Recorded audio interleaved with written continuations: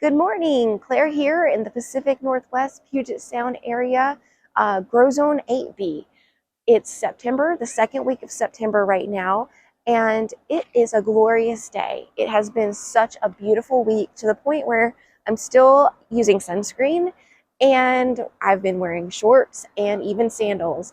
I haven't had to pull out the boots or the jacket yet, so let's keep that up for a while, but we have been focusing this week on following along in this uh, vegetable garden in the Pacific Northwest book produced by Timber Press. I find this to be such an easy to follow, easy to read guidebook that tells you month by month what you should be direct sowing, transplanting, and harvesting. Um, and so we've been doing a little bit of that work. I can't wait to show you that later on. As far as the harvesting, as you may know, our summer and spring garden did not do well at all. So this is our last Hail Mary for what we might be able to produce in our own garden. I'm happy to take you on a tour of what is actually happening, as well as later on show you what we've done this week, and hopefully that will produce something. But in the meantime, let's F around and find out what's in the garden, what we've been doing in the garden, and a few little kitchen activities as well. Let's kick off this garden tour and showcasing the Swiss chard that we planted up here in the front area, as well as we've still got the little pumpkins and the watermelons going, as well as the zinnias. I've kind of given up hope on this area, but I do still enjoy checking on its progress. Even though it might not mature, this is still my favorite from seed pumpkin plant that I've grown this season. I bought this blueberry plant, but I still haven't found a home to plant it yet. Here is the front garden area. The strongest plants that I have up here right now are these sunflowers, and I can't remember if these are cucumbers or squash. If they get that far, we'll find out. If not, okay. But here is some more stuff still coming up, taking a while. Once again, my surprise pea plant, I still don't have a trellis.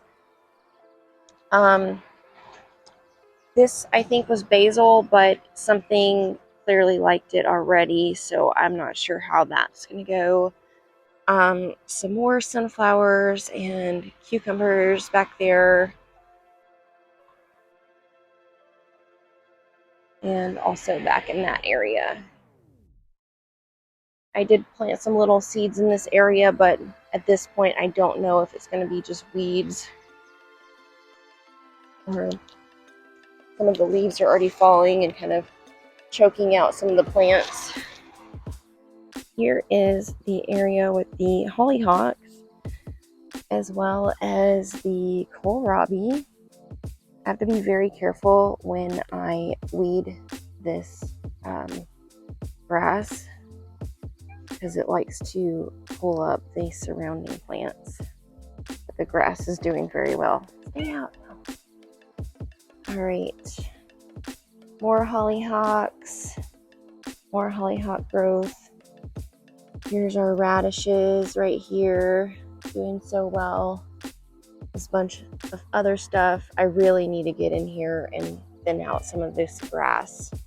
Since I weeded it, it's taken off.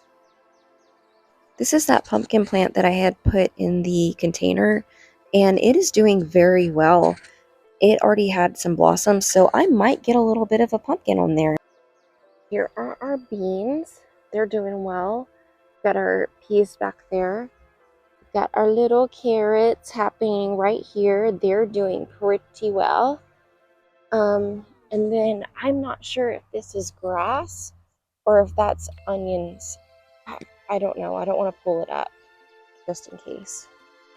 I have not been showing you guys the hay bales because up until this week we've not been utilizing them, but I've kind of run out of ground space, so I'm going to show you how I intend to use them and give them a second chance. Hopefully they don't disappoint me. So this is our gardening tasks for the month of September according to our book, and it tells us what we should direct seed, transplant. This week we're really going to be focusing in on the garlic because we have a gardening experiment, little plan for that. This week we decided to hit up Whole Foods to grab some organic garlic for one of our gardening experiments. And while we were there, the kids really enjoyed seeing the clams and the mussels and the fresh tanks. We don't go very often, so this was kind of a treat. And then we were able to hit up the farm store, and they had a praying mantis hanging out on some of the plants.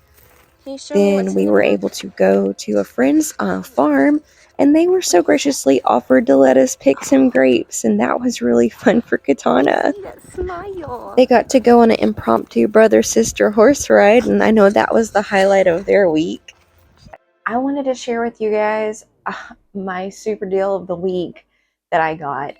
Totally unexpected. I went there for lemons, but there is a produce shop that I like to go to because they usually have like amazing deals on everything, and they have things that are in season.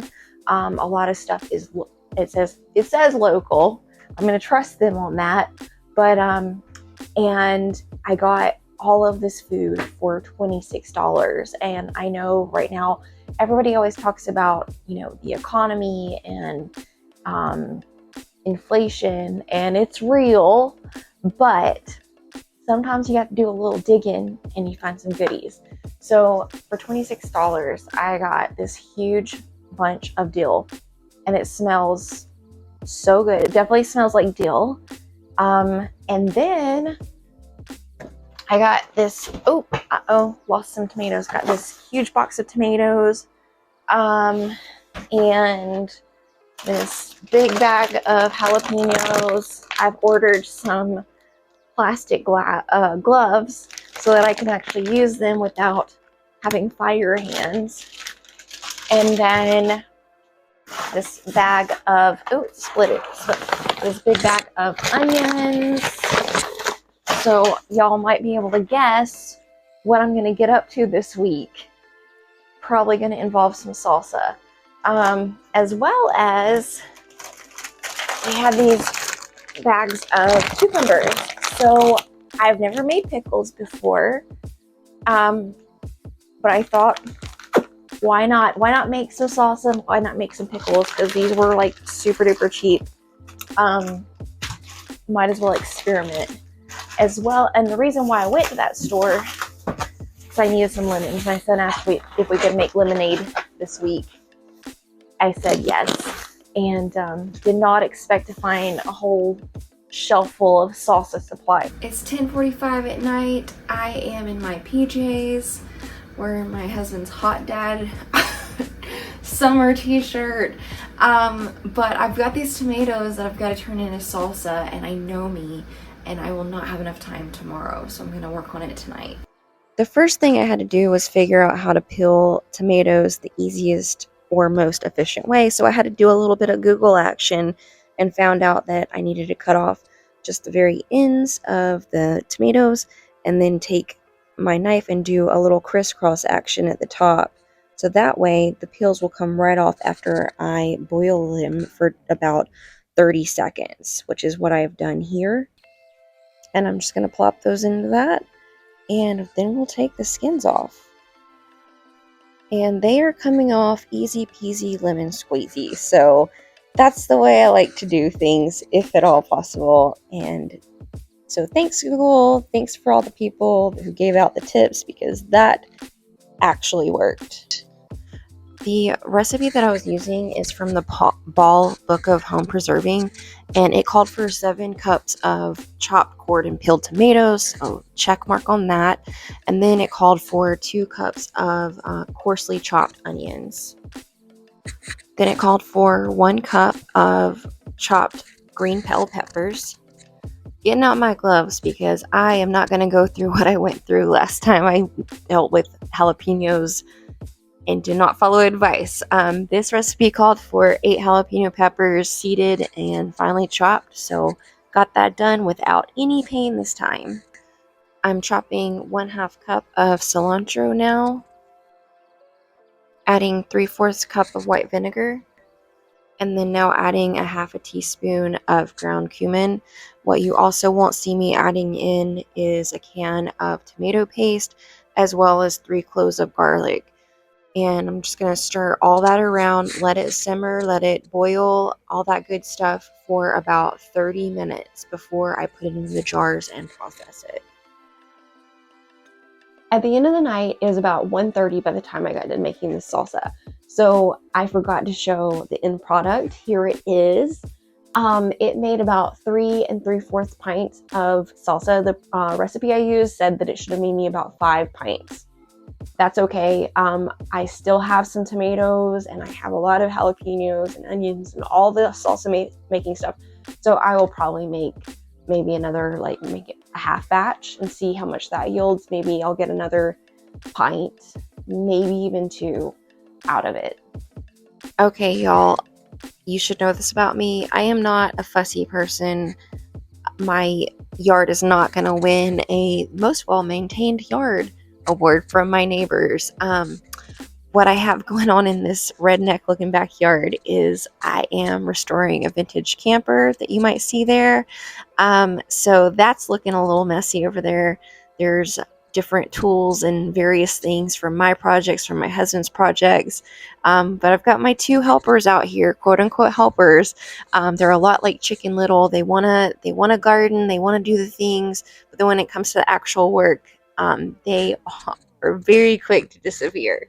That's okay because it gives me a little bit of alone time sometimes to focus in on this and make it come together. This is that Whole Foods garlic. You want to plant it with the root side down and plant it about 3 inches deep and cover it up. That's what I'm going to do here, and I'm going to fill up an entire hay bale with this. I'm planting some Red Bull Brussels sprouts in a hay bale. I had planted some Brussels sprouts in this about the beginning of spring. They did not do well. So this is kind of a fool me once, okay, maybe I'll try again. Fool me twice, shame on me type of thing. So we'll find out about that real quick. I'm also going to plant some purple sprouting broccoli, but check out these birds. They were so loud. There was hundreds of them. This broccoli said that it was an overwintering broccoli, so I'm excited to kind of see how that will turn out. And I also decided to plant a thyme plant next to it. I forgot what variety it was. I'm too lazy to go check it out. I will update you next week, but it smells really good. It's got kind of like a little bit of a lemony citrus kind of smell. I decided to go for a last minute try of growing beets. This is a gourmet beet blend. It said to space them every 4 inches, 12 inches across. I am terrible at guesstimating, so I did my best. So hopefully they'll be happy and grow very well. I also wanted to give this Detroit dark red beet a try because it looks like a very just classic beet, and once again, why not? At this point of the year, either it's going to grow or it won't, so let's try. So the farm store was having basically a plant sale and selling a lot of herbs. So I bought a lot of stuff, and one of which was this orange mint plant. I liked how viney and stringy it was and couldn't resist it. It also smells and tastes pretty good. So I'm putting it next to my crispy, a little bit sunburnt chocolate mint plant, but it's still alive. So I figure if that can still be alive, hopefully this one will thrive right here too. Another thing I planted in an entire hay bale was some arugula rocket variety. I just got busy and totally forgot to record that. But it says that it will sprout within 20 to 45 days, and it's frost tolerant. So if the weather does something kind of funky within the next couple of weeks, we might potentially get something delicious. Another plant sale goodie was this anise hyssop, and I was going to put it in the smaller container, but it was kind of a little bit root bound, so I ended up putting it in the bigger pot. This is a perennial, so I wanted to put it somewhere that maybe I could, maybe replant it in a different location next year. But this smelled really good.